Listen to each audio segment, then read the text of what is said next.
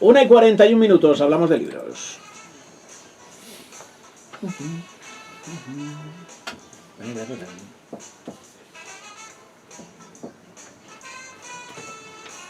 Don José Manuel Contreras, queridísimo Chema, ¿qué tal está usted? Muy buenas. Muy buenas, de jueves. Y me va a permitir...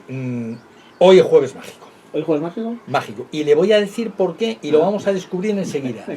Porque el libro del que vamos a hablar hoy, Las chicas del muro, el jueves también es un día mágico, un día especial para Elena, su protagonista. Pero lo voy a dejar ahí. No voy a decir nada más porque... Concho, que tenemos aquí al autor de la novela. La verdad es que hablar con Jorge Corrales, autor de Las chicas del muro, de este libro que hoy protagoniza nuestro rincón literario, publicado por Ediciones B, viene además muy al hilo, y nunca mejor dicho, de un hilo viral en Twitter esta semana que ahora mismo lleva 7,2 millones de visualizaciones, 40.000 me gusta, y que empieza en algo que yo creo que se ha convertido ya en historia reciente de esta red social. Empieza así: querida Teresa, no creo que te acuerdes de mí. Me llamo Jorge Corrales y fui tu alumno de Lengua y Literatura en el Instituto María Zambrano hará como 20 y pocos años. Supongo que por tus clases habrán pasado muchas caras, muchos nombres y será difícil encajarme. Y ahí empieza un hilo magníficamente organizado y estructurado, en el cual Jorge Corrales nos cuenta cómo perdió la pasión por escribir y cómo la recuperó. Y cómo todo eso confluye en ese libro del que hemos hablado. Hola Jorge, ¿qué tal? Muy buenas. Hola, buenos días, ¿qué tal? Bien, ¿tú cómo llevas la fama? ¿Por qué no? De fama nada, de fama poca. Los 7 millones, esos al final se reducen mucho, ¿eh? No hay tanta gente que lo haya leído. Y sobre todo que yo, vamos, los 7 millones están detrás de la pantalla, yo sigo estando en mi casa tranquilamente y a mí no me conoce nadie más que mi mujer y mis hijos. Sí. No sé, ¿cómo llevas la repercusión? Porque al final pues esto genera también atención en los medios de comunicación, supongo que la propia editorial también pues dice, oye, mira, pues esto puede ser un filón, me vas a permitir que utilice estos términos. ¿Cómo llevas todo esto? Bien, o sea, el día que sucedió sí que, bueno, no sé si dormí 3 horas porque estaba como en shock total, pero al final, pues, por suerte, como es una fama que no ves, ¿no? Al final a mí me han llegado miles de mensajes, pero yo no he visto a las personas, no hay nadie hablándome, entonces es bastante fácil de llevar. Es como si te esperan a la puerta de casa. Exacto, con pancartas, Jorge, sí, te queremos, cosas así, ¿no? Estos ídolos de adolescentes que salen a dar conciertos o lo que sea y se encuentran una marabunta, eso tiene que ser difícil de llevar, pero bueno, yo estoy en mi casa y he hecho lo mismo. ¿Sigues viviendo en Leganés? No, ahora vivo en Majadahonda. Estuve 10 años viviendo en Berlín y ahora justo hemos regresado. Porque ese Instituto María Zambrano al que se refiere Jorge es el Instituto María Zambrano del barrio de Zarzaquemada, en Leganés, donde... ¿Sigue dando clase Teresa? No, hay nada que no sigue dando, no voy a dar muchas pistas, no, sí, porque sé que ella es celosa de su privacidad, pero sigue dando clases legales, eso sí lo puedo decir. ¿Y ella cómo se ha tomado el hilo? Porque también es la protagonista indirecta, claro. Sí, he hablado con ella y estaba muy en shock. Primero me llegaron algunos mensajes de sus compañeros de instituto diciéndome, no habíamos visto nunca a Teresa así, la hemos visto de muchas maneras y estaba que no podía hablar. Pero qué importante los profes, ¿no? De literatura, de lengua y literatura. En general todos, pero... Sí, pero lengua y literatura... de este ámbito, claro, sobre todo si luego quieres escribir, te gusta escribir, que yo creo que de jóvenes todos queremos escribir alguna cosa, ¿no? Para expresar nuestros sentimientos, ideas o lo que sea. Pero qué importantes, ¿no? Los profesores de lengua y literatura. Sí, sobre todo porque yo doy clases de escritura, a gente ya más adulta. ¿Eres profesor en la escuela de escritura? En la escuela de escritores y profesores, sí. Y sin embargo hay una edad entre los 13 y los 18 años que se descubre un mundo nuevo, ¿no? Pasas de leer un poco lo que te dicen en clase, lo que vas cogiendo, a de ser un lector, y de ahí pasas a ser un escritor. Entonces yo, cuando he hablado con Teresa estos días, le decía que claro, es que ella me descubrió a los poetas que me han seguido gustando durante toda mi vida. Claro. Me llevó a la biblioteca y me enseñó qué libros eran importantes para ella, que luego lo han sido también para mí. Entonces, un profesor, cuando ejerce su profesión, no se da cuenta de la magnitud que tienen sus palabras en los alumnos. Y en lengua y literatura yo creo que es especial precisamente en esta etapa del instituto, porque bueno, tú das matemáticas o geografía o lo que sea que sea tu área, y digamos que un poco lo mantienes durante toda la etapa escolar. Sin embargo, la literatura creo que pertenece a los adolescentes, ¿no? Es una etapa en la que es difícil entenderse, y la literatura y la escritura te ayuda a comprenderte y a comprender el mundo en el que estás. ¿Y luego por qué perdiste la ilusión por escribir? Por frustración, por pura frustración. Yo salí de la escuela de cine en el 2008, creo que es, y era una etapa difícil para el mundo para el mundo del audiovisual, para el mundo en general. para el mundo general. Y entonces intenté miles de proyectos, hablé con mucha gente y no salía nada. Y entonces un momento que decidí que ya estaba, que no servía para ello, y no solo que no servía, sino que la búsqueda y el anhelo de intentar escribir algo me estaba haciendo daño, y no estaba a gusto con lo que hacía. Y entonces dejé de escribir, dejé radicalmente de escribir, me fui a Berlín y me olvidé de todo lo que tuviera que ver con la escritura. ¿Y renace eso en ti? ¿Cuándo, cómo y por qué? Pues por casualidad y a la vez no por casualidad. Yo tuve una operación que me dejó sin poder moverme de la cama durante bastante tiempo, y entonces como era difícil, pedí ayuda a mi psicóloga, a Laura, y empezamos a trabajar un poco en qué se puede hacer cuando estás sentado o tumbado durante horas. Y en un momento dado empecé a hablarle de la escritura, de lo que significaba para mí hacía tiempo, y bueno, ella me dijo una frase que en mi cabeza hizo un clic, que es no hay, ¿cómo es? Solo hay una manera de fracasar en la escritura, que es no escribiendo. Esto se lo he puesto en la dedicatoria del libro, y para mí esa es la clave. En el momento que dejas de escribir, sí que estás fracasando. Yo sentía que había fracasado en la escritura porque nada de lo que yo había escrito había llegado a donde yo quería. Y sin embargo, no, el problema era que había dejado de escribir. Ese era el auténtico fracaso. Y entonces me puse a escribir como un absoluto loco. También ayudó que estuviera tumbado y no tuviera nada que hacer. Y entonces empecé a escribir, y empecé a escribir en Twitter, y empezó a funcionar la cosa, y bueno, hoy estoy aquí hablando de mi primera novela. ¿Y cuándo aparecen ellas? ¿Cuándo aparecen Rosy y Crimhill? Pues mira, aparecen que son las chicas del muro, claro. Son mis chicas. Aparecen el 18 de agosto de 2020. O sea, ¿tienes la fecha? Sí, la tengo muy clara porque es el cumpleaños de mi hermano. Y entonces, nada, descubrí esta fotografía. El 16 de agosto es el aniversario de la caída de la construcción del muro, de la caída. Y entonces escribí un pequeño tweet hablando sobre lo que había significado el muro en Berlín, y lo ilustré con esta foto.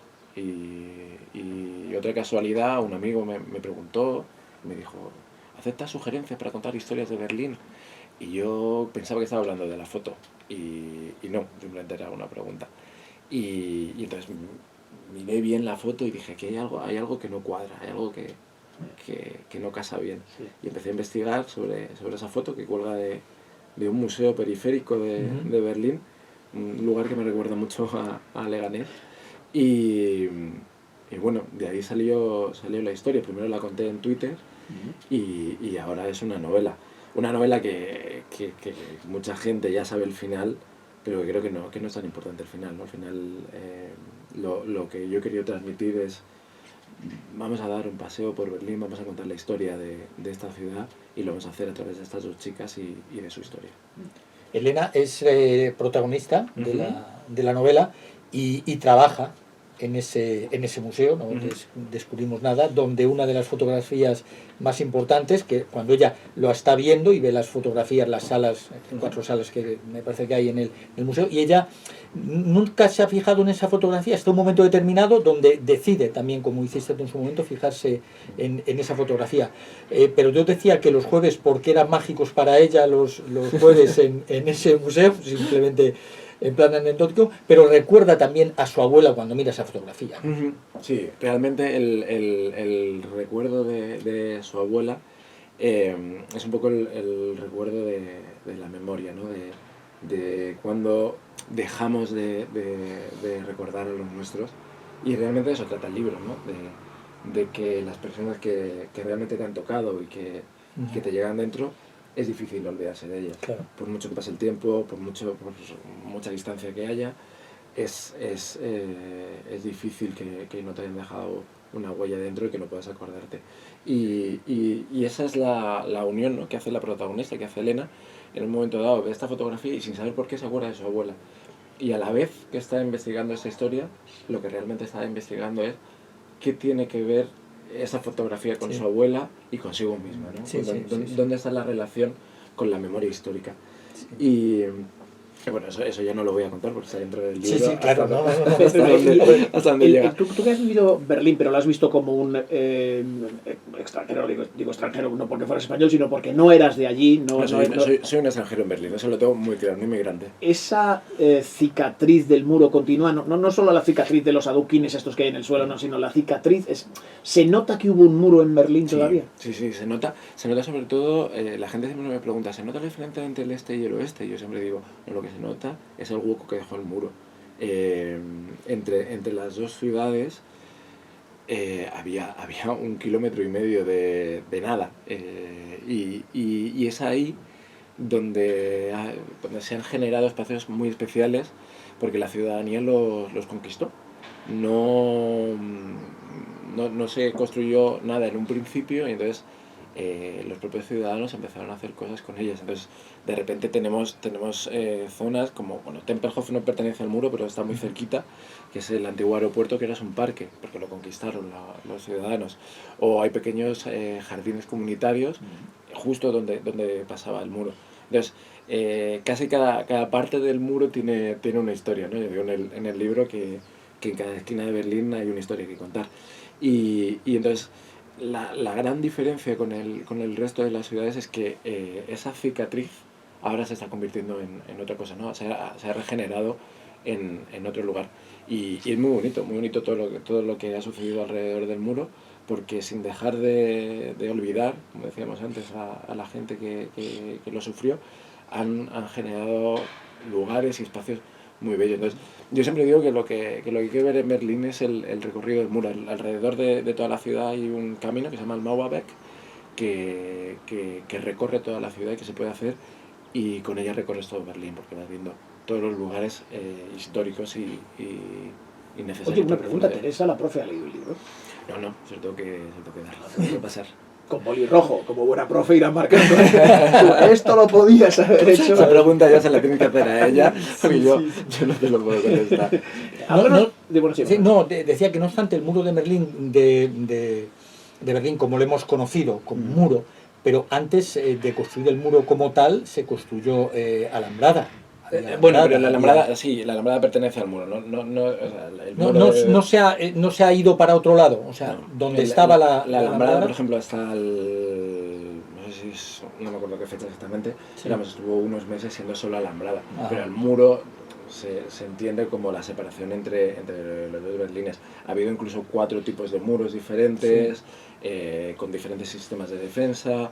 Bueno, está la fotografía icónica esa del soldado saltando la alambrada. Efectivamente. Que son las primeras, previas a la construcción del muro. ¿Y qué?